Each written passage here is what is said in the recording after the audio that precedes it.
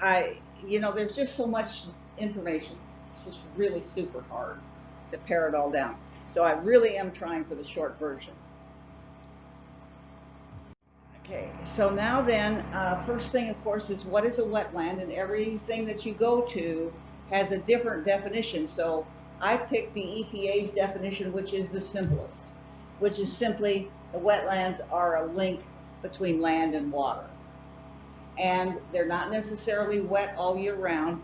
And actually, I call Cindy's, and she'll probably correct me on this, I call hers a constructed pothole because it's full time of the year, and of course she artificially drains the water, but the whole idea of the prairie pothole is that it dries out during the summer, and so what you're doing is accelerating different plant growth to make the plants edible for different seasons and for different groups of environment. So as we go on then, stopping here, question. Can farm wetlands in Illinois stop a dead zone in the Gulf of Mexico? Now you guys keep up with everything, and so you know that we're extending the dead zone out into the Gulf from Louisiana. It's getting really, really super bad, and because of the nutrients that keep going down. And of course, this is a wetland that we don't think of as a wetland very necessarily, but it's over by Princeton, Illinois. And what it is that it's at the end of a field, and so it catches the water, and then it does what it's supposed to do, which is to take the nutrients and stuff out of the water, and then it can go down and on its progress to the river and on down. And the reason I brought that up is that I wanted to bring up the fact that this is incredibly expensive. One, we don't normally think of that as a wetland, and number two, what he put in there, and of course you can't see it all, cost him $80,000. So it can be a very expensive thing. He spent $12,000. He had a matching grant of $12,000, and then one of the nonprofit environmental agencies picked up the rest of the money. So this is not, it's a wonderful thing, and we certainly would like to see more of it, but it's not cheap. And in Iowa, we've got a guy, I don't know exactly how I can get him to do anything, but basically he's got 9,000 acres of former wetland, and he drained it, and he won't put it back, because nobody's going to pay him to put it back. So it's a very complicated situation. So now then we're looking at, yes. So that is the initial investment to create the thing, right? Right, yeah. But then, okay, so is there upkeep or? Oh, yes, yeah. So and he didn't have, I didn't have any figures on this, but what the upkeep was by year. But yes, you have your initial investment, but you're right. There's always an ongoing cost. Wetlands, they don't have them. Well, yeah, except that of course all of our natural wetlands we have to work with because we've messed up. No, yeah, I understand. Yeah. I'm just saying that in the natural order of things, we have wetlands and they just take care of themselves. Right. Yeah, if we've left them alone. So what you need to do is you need to figure out a way to get a self-sustaining. Exactly. So you have the initial investment, but then it's just, do the job. And, yeah, exactly. Anyway, it is likely that there would be, but it's probably more labor afterwards. Just like the initial investment of our wetland, it was not $80,000, right? But it was a significant chunk of change. But now it's mostly labor. Like controlling the bases and things like that. So the out-of-pocket cost, once you have that $80,000 wetland established, is probably pretty minimal. Right. Labor would be. Yeah, but of course, as farmers, there's no income from it, Sure. and so no help with the maintenance in normal case. So wetland categories, we look at marshes, bogs, swamps, and fens. And so a marsh is basically a wet area that's dominated with soft stem plants. A bog has more trees and shrubs and things like that in it. And of course, it also has a floor of sphagnum moss. Swamps, oops, I'm sorry, I spoke, the swamps have the woody plants. The bogs have the spongy peat. And fens are just a freshwater wetland, and they're covered by, well, I think of the fen as having mostly sedges. That's how I tell the difference. Okay, but Illinois also recognizes additional categories of wet meadows, shallow ponds, and bottomland forests. And you guys have been, in the bottomland forest and know what that is. As we look over here at the graph, okay, it's showing you that, oh dear, and I lost my glasses. So, yeah. So this is showing you that right here you have forest wetlands.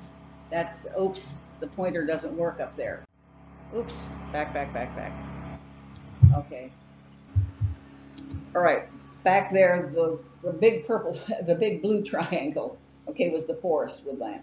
The smaller was the small plant marshes. And then the other area is the non-wetland.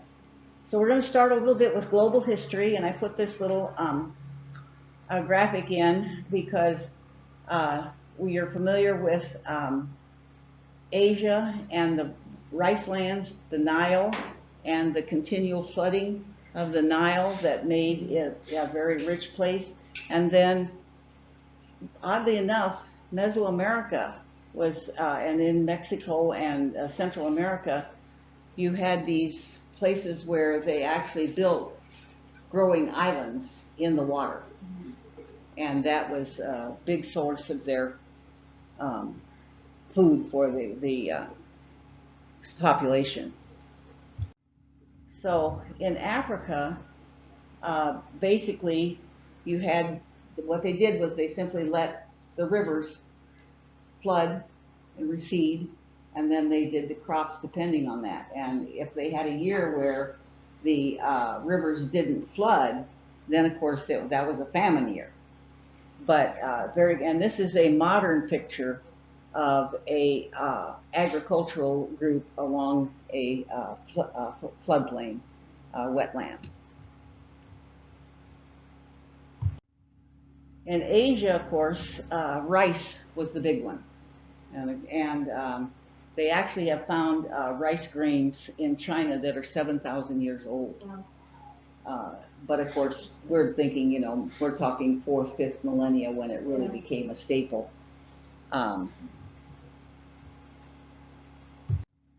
And then I talked a little bit here about Mesoamerica, and I've been to Mexico City and seen the remnants of these.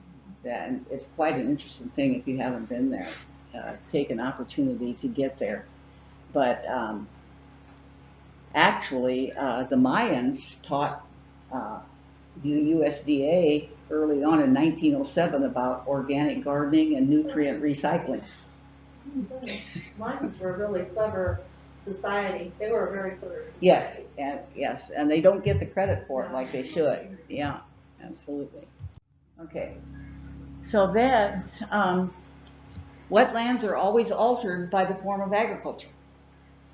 And even though in these older civilizations, the wetland isn't destroyed, there's still parts of it that, of course, are no longer what we think of as wetland, at least what I think of wetland, with the natural habitat and the natural plants. But they take advantage of the fact that they're using the normal cycle. It's not like, you can always tell me if I'm wrong or you don't like the way I say it, but to me, the Mississippi River and the building of the whole lock and dam system and closing off all of those wetlands so that they didn't get the natural intake and exit really destroyed our system. there's a lot to that. Hmm? I think there's a lot to that. Yeah, And yeah. I mean, when you go like down the Amazon and you see the benefits of the water being out of the waterways. And incidentally, speaking of the Mississippi, which is one of my favorite rivers, some work at Southern Illinois University has now been published, and they now believe the Mississippi River is like 70 million years old rather than 20 million. Wow. Really interesting stuff. I tried not to get distracted by all that when I was doing this. Okay, but of course, one of the things that they do is you try to match your cropping to your natural hydrology. So if you're rice farming and you've got a flood, you put in rice that will grow floating on the surface. And then when the water goes down, then it's enough so you can get out and harvest it. And so that's a real common way, and there's some actual samples of different kinds of crops in Central America that are done that way. And of course the other thing is that to use just simply, if you're using drained field agriculture, you simply don't take the entire area and convert it to non-wetland like we do. You leave parts of it so that you can use the natural as well. Would cranberry bogs be kind of in an order of that too, you know, because they I force think- water into those areas? I think that I would kind of consider that because they're trying to use the natural hydrology Mhm. of that. Does anybody else have a thought on that? Now then, we're taking a break. Okay, as I did my thing, I thought we have to have a break. So this is a picture of Cindy's pond, or Cindy's wetland, and this is when it's in the low phase, and you can see the exposed pipe there that drains. So and she'll tell you all about this when we take our walk. Okay, so now then, I will not harp on the European invasion. I will just say that Europeans came and they had a totally different idea from what we just saw with the Mayans and the Egyptians and the Asians. Their idea was that the wetland was there to take for their use and do anything with it that they wanted. And that's true of all of the land that they settled. Europeans. Yeah, it's just a European attitude. Yeah. It's endemic in the whole system. But in the early 1600s, when we first got European settlers into the contiguous United States, there were 221 million acres of wetlands. By the mid-1980s, only 103 million acres remain. 6 states have lost 85% or more of their original wetland. And of course, Ohio, Indiana, Illinois, Iowa, forgot a comma, Missouri, and California. And one thing we don't tend to think of California very much as being in that group, but we'll talk about a little bit more about California. I'll try to be nice. Yeah. Okay. Okay, so I dug up some, this one article that I have gave me maps. So from 1600 to 1800, that would have been the time from Plymouth Rock, kind of, to right after the Revolution. And of course, people started settling in the north, and then as the fertile land became used, they drifted south. But the south is when you got into the waters and wetlands that needed to be drained more. And of course, I had to put in the fact that there's this thing called the Great Dismal Swamp I've never heard of that. between Virginia and North Carolina. It was huge, just huge. And of course, they drained it. And nowadays, we don't think of swamp as dismal, but they did then. So I had to throw that in. Okay, so I learned a new word, conterminous United States. That just simply means if you're in Alaska, you call it the lower 48 or the outside. It's just the first 48 states. But I thought we needed to review just a little bit, because if you will notice in this area, and I'm sorry that we don't have it a little bit larger, but basically it was in the early 1800s that all of this land really came together one way or the other. We purchased Louisiana, of course, and basically we threw the Hispanics out of the California region and whatnot, and however you want to express it. We basically stole it. Okay, now then, so in 1800 to 1860, you'll notice that the great loss is as kind of associated with the early westward movement. And of course, even though they weren't supposed to cross the Mississippi River until 1832 after the Black Hawk War, except of course for Louisiana. But the thing of it is, they passed the first Swamp Land Act. And basically what this did was just simply give the states permission to take everything and drain it and do what they wanted with it. And eventually then it was extended to 14 other states from Louisiana. Then in 1860, you can see now we're continuing the wetland degradation kind of down through the central part of the state. Still some degradation happening out on the East Coast. But this was precipitated by the Civil War. Because you can imagine, as a military person, you're trying to get your cannons and your men and everything into the battleground. And of course, this whole area would have had natural swamps and bogs and whatnot. And then also, in this same time, between 1860 and 1900, this is when the railroads were going across. And I always like to bring up at this point, in my husband's family, they were Scotch. They were McDonald's. And one thing they didn't like to do was marry early. So they would become betrothed, and then they would do the men would do their last big trip before they came back and got married to settle down. So, to add to this story is that his great-grandfather, Oliver, went west to the 1849 California gold rush. Okay, which is right close to this whole area. And how many have ever experienced gold fever? I got to go through a little bit of that in Alaska. Yeah. When we were in Alaska, these people would come and we would go on these little tanning trips and whatnot, and somebody would discover a fleck, like, woo! And then, suddenly they wanted to do the whole stream.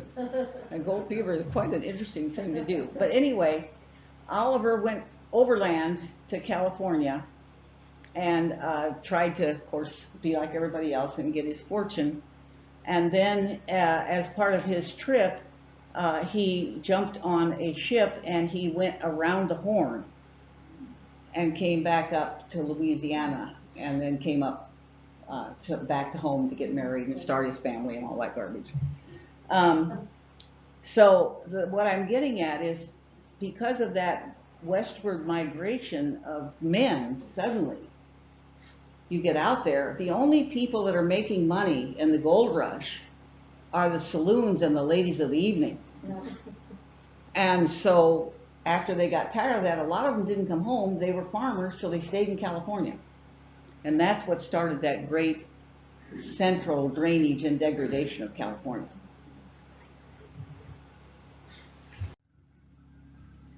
So then we get to the 1900s, and now we've got 2 world wars between 1900 and 1950. We have a depression. We have massive industrial growth. And so it is also then 1924 when we did the Mississippi Dam project. And then, of course, the California Central Valley continues with its severe drainage. Incidentally, archaeologically and anthropologically, California has been calculated to only be able to sustain 300,000 inhabitants. Hmm. So that's why, as we talk about bringing the wetlands back, California isn't in the plan. So, Yeah, that's why I voted against the peripheral canal back in the seventies. we're for you. Yeah. Move all those people to the desert, where's the water gonna come? Well, of course, you're right, and then all the original calculations on amount of water available were Right. wrong. That's right. Yeah, they had the whole Colorado, when they divvied it up, it was during some wet period, and it's never been that wet again, so it's like, It was like a Yeah. 500 or 1,000 year Yeah. event, you know, yeah. And then there's all kinds of other dams too. His grandfather worked on the Hetchicky Dam, and that just, you know, that sucked all of, every little stream, every little river. he says that valley was more beautiful than Yosemite. Oh, yeah. But now it's underwater. So again, you can see that, you know, the same, nobody's giving up draining, I Right. guess is the way to express Well, that. the other thing too is in urban areas in California, I don't know how much this is, in, elsewhere, but, you know, the rivers, like, you know, the LA has a river, you know, but it's just a concrete, you know, what do you call Right. it? It's a concrete. Uh-huh. Like a giant culvert, yeah. It's a Oh, giant right. More, yeah. And it just, there's Yeah, nothing you for- have that in Phoenix too, the concrete canals. Yeah, You and know, there's it's like- nothing you can do, you know, and that's the actual Yeah. river, so nothing's gonna grow. Okay, in 1934, I had to throw this in. There was a last bright spot, and I don't know how you guys feel about hunters, but I feel like the good hunters. I don't mean the killers. I mean the good hunters. They put their money where their mouth is. And as I grew up, I wasn't born in 34. It was a little after that. But, and you guys remember too, all of the problems with the Mississippi waterway and the fact that all the migratory ducks and migratory birds were going out of that whole system, you know, and we grew up with that and whatnot. And the hunters are the ones that began to really put the pressure on to do something about bringing back these breeding grounds for our ducks and everything. And of course, all of us remember the whooping crane. I think they got down to 12, you know, and we were really, you know, super concerned. Anyway, the first duck stamp, Roosevelt requested that Ding Darling do the first duck stamp. And you should, I don't care if you hunt or not, you should buy your duck stamp every year because that money goes into the preservation of wetlands and keeping the breeding up and whatnot. And you know how the Mississippi flyway has improved just in the years that you've been alive. It's really And that's a real controversy with hunters because they get so ticked off at tree huggers because they're actually the ones that are supporting a lot of conservation. And they feel like all of us that like to hike and photograph and do all these kinds of things should be buying these duck stamps too because it all goes into habitat, you know, and promotion of ducks. So it really is a good program. I wanted to say that Ding Darling has a natural habitat down in Florida. That is just National so, refuge. Oh my gosh, that is amazing. If you ever get a chance to go, it's on Sanibel Island. Yeah, Sanibel Island. it's great. I've been there. Well, you know, Ding Darling was born in Michigan, but he lived in Iowa for years. And we've got nothing in Iowa. We have Lake Darling, which is named after him, and a state park up in Des Moines. Ding is ours now. But he was such a conservationist and he loved that area down there. And of course, his love was the roseate spoonbills. And if you ever go to his the building where you go, I can't think of the words I want now. The building where you go to learn everything. It is absolutely worth it. In Iowa, at the, Hmm? in Iowa? No, in Florida. In the Yeah, Florida one, yeah. okay. Yeah, We used to Iowa have the doesn't building. really. We just went on the tour of the property and, oh my gosh, fabulous. Yeah. Fabulous. But anyway, then in '49, the stamp became a contest. And so they've become a lot less stamp looking and more art looking. But I love them all. Well, I remember being a kid growing up in Macomb, and sometimes kids would come back from, you know, either Boy Scout camp or the family went camping somewhere, and was, wow, we saw a bald eagle. It was just like, wow, you know, I don't probably never get to see a bald eagle. They were super rare. And now, oh my gosh, you can't miss them. They're everywhere. Yeah. When my husband and I went to Alaska on our honeymoon, that was the first time we'd seen droves of bald eagles. It was absolutely wonderful, and I'm glad to see that they've come up now. Yeah. And everybody gets a chance to see them. And of course, we had to take another break. And here's Cindy's pond. And of course, you can see the drain out there. And it's in the fall. It's gorgeous. Well, it's gorgeous all the time, but. Okay. So then, when we look at 1950 to the present, we have changing priorities and values. And there's become a big interest in preserving the wetlands as we understand their importance more and more. So, unfortunately, wetlands losses still continue to outdistance the wetland gains. And you can see it's the same states. I guess we've drained everything in Iowa. I don't know why we're not on there. Well, because I know that we are super guilty. Okay, and then I just brought this up that there's been a lot of education since then, and we've had some federal policies, and I put it in there because I just love the name Swamp Buster for one of the federal policies. And of course, this is a policy that says you can't just drain the swamp anymore. And so it's eliminated, you know, the incentives and the mechanisms to drain the swamps. And so as we keep going, I'm hoping that we get more and more severe about what we're doing. Now, I put up here the Everglades because they are in terrible danger. They're about 3/5 of the Everglades from what it was originally. The problem there, however, is and I don't know, you know, I hope we can get it back, but the invasives there are terrible. Mercury, I mean, you name anything that you don't want in water, the poor guys have it. Yeah, and those snakes. Well, yeah, we like the good snakes. We don't like the imported snakes. Right, and there's so many of them, they're just taking over. Yeah. And then, of course, the Horicon Marsh. Yeah, we've all been up there, and of course, it's going through massive restoration from what it was originally in Wisconsin. In Wisconsin, yeah. Okay. And then, of course, I did California. I've already knocked them.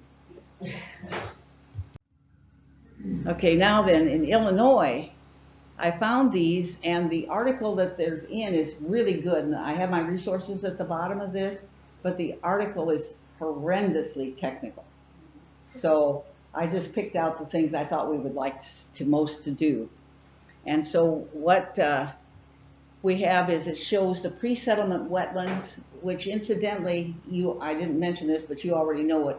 Maps were not common in the pre-settlement days, you know, and we had to wait until we actually had, you know, a law passed about proper surveying and blah, blah, blah, so that, so we have those. So they actually find the pre-settlement wetlands by looking at the hydric soil.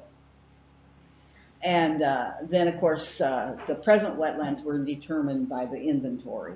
And, of course, I mentioned again, Illinois has got some very specific definitions about the kinds of wetlands. We don't want to go into that detail.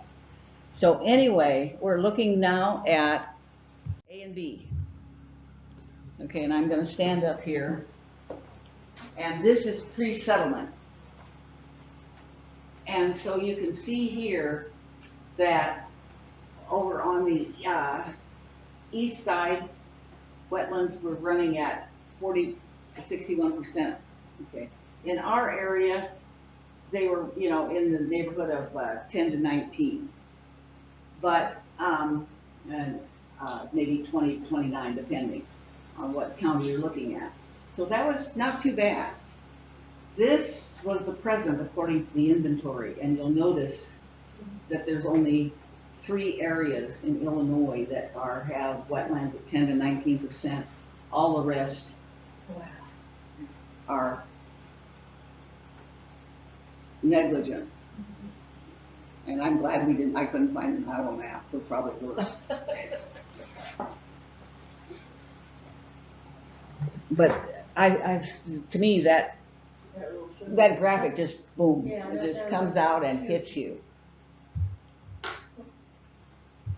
Now this one is a little bit different. What they did was they went to the present and looked at each county and the percent of each county of wetland, okay? And then they compared it to the loss. So again, that's another astounding. Now, I Look. know that we have a lot of lakes, Right. but that's not wetlands. It's just, No. they don't count up the lakes. 'Cause Right. you know, you have a lot of strip mine lakes in Knox County area, and I know there's a lot of habitat that comes into those areas, but Yeah, the wetlands have to have some kind of hydric cycle, not just water flowing into it and then evaporating. Okay. You know, so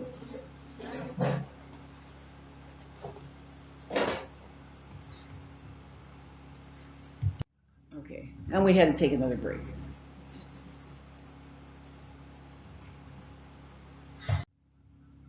So now then, after I was doing this, I thought, you know, we never really talked about what good is a wetland. Of course, I'm preaching to the choir, so. Well, some of us might know because we studied it in some way. But Yeah. You're right. Good thing to address in the presentation. Yeah, and Vermont had a really interesting article that they did, but I couldn't use a lot of it because they wanted to talk about elk and bear and stuff that we haven't had in Illinois for a good long time.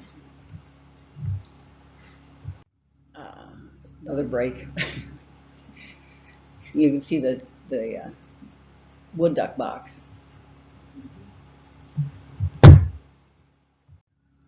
So we don't think a lot about fish and shellfish, and you know, the one that we're going to see today, fish and shellfish, we think more of on the rivers where the ebb and flow comes in and out, but they're always important.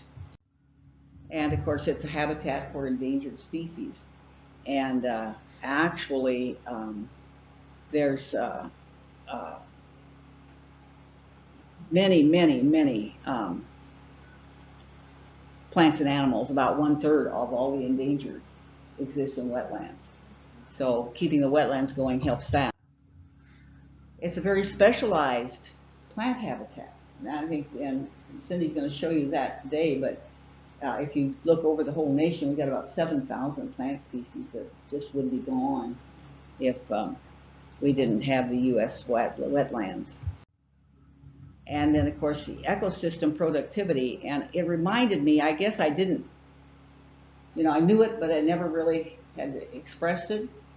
But the plants in a wetland are super efficient at converting sun energy into plant material. And so they are really a productive ecosystem. And of course, Cindy's got some cord grass, which I'm trying to start at my place so I can wipe out the reed canary grass. And there is a prairie cord grass. Now here they're talking, of course, about a cord grass in a salt marsh, but it's the same effect. that's cool. That it could wipe out another species. Well, I hope so. Yeah. I hope and pray. I know I'm going to have to use some chemicals that I don't like to use to get rid of my reed canary grass. It's such an invasive, nasty thing. Another break. Okay. Water quality. And that's actually refers back to the one we asked the question when we first started is, you know, what can we do about the dead zones south of us? incidentally, when I was doing a study back when I was in college, I was actually born and raised in Davenport, and they said that the water that you clean up in Davenport to use for, people water has been peed in at least 9 times as it comes down the river. So as you're thinking about this, Nice to know. Next time I go eat in the. you think about from here to Yeah. the Gulf, how many times, do we get all of these pollutants into the river system? So the wetlands help filter that out, and improve water quality. And there's a heck of a lot more, and so I just listed them here. Stream bank stabilization and flood control. I'm not too sure I care if Miami gets its water from a wetland. I guess it's important. Okay, and of course, Theodore Roosevelt expresses it extremely well. And if it treats natural resources as assets, which it turns over to the next generation, is increased, not impaired in value. And the thing too is, we think about Aldo Leopold, and I don't know that Ding ever went through this system, but Aldo Leopold, when he first started out and he was raised on the river at Burlington, he firmly believed in killing all predators, so that there was more for him to hunt. And it would, he evolved with his knowledge and his experience until he became an extreme conservationist. And you think about it, they just didn't know. I went to Hawaii and I was so distressed with all of the invasive plants that the, excuse the expression, missionaries had brought with them. But they weren't really being nasty. They were curious. How does this grow in this environment, And of course now we're trying to clean up all of these things that make things work. I couldn't believe the size of the mesquite in Hawaii. And of course another break. And this one I need to repair that. I didn't get that resource done. But at the end is all the resources that I used for this. And it was a lot of fun putting it together. And while I was doing it, I discovered this article in the 70-million-year-old history of the Mississippi River. It's in the Smithsonian, if any of you take the Smithsonian. And then the one that I like also was they found a fossil where this is actually a reptile, aquatic reptile that ate another creature. Of course, it probably killed him because you can obviously see he ate more than he could handle.